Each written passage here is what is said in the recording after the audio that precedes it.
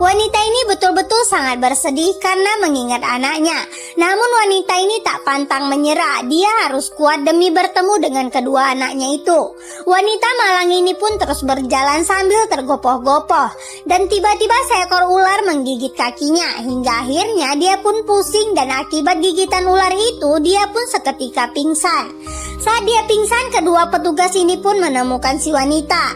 Lantas mobil ini pun kembali di perbatasan. Pak supir ini pun takut karena ada petugas yang tengah berpatroli. Kemudian Pak supir meminta orang-orang yang ada di dalam mobil tersebut untuk segera turun dari dalam mobilnya. Dia tak ingin tertangkap dan bermasalah kepada polisi. Orang-orang itu pun segera berlari kabur, namun saat para pekerja ilegal ini mencoba untuk kabur, polisi ini pun berusaha menangkap mereka. Namun kedua anak ini berhasil kabur dengan cara memanjat sebuah pohon. Sementara lelaki bersama selingkuhannya ini pun turut bersembunyi.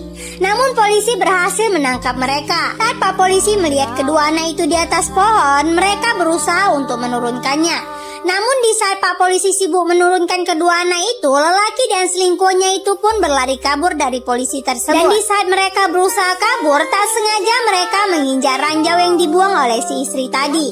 Lelaki ini pun berusaha mengambil remote kontrolnya, namun ternyata remote kontrol itu telah hilang.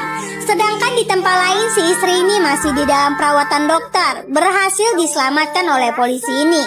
Saat dia tersadar dari pingsannya, wanita ini pun menangis lalu menanyakan keberadaan kedua anaknya itu. Namun polisi meminta wanita untuk tenang karena anaknya baik-baik saja.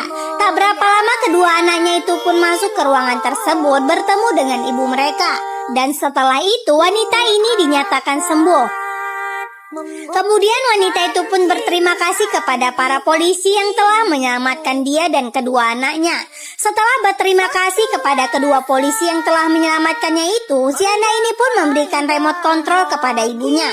Mereka pun hendak menghancurkan bom tersebut, namun mereka tak tahu jika ayahnya dan selingkuhan yang menginjaknya, sehingga mereka pun meledak bersama dengan bom yang dibuatnya sendiri. Cerita pun semakin seru. Lanjut.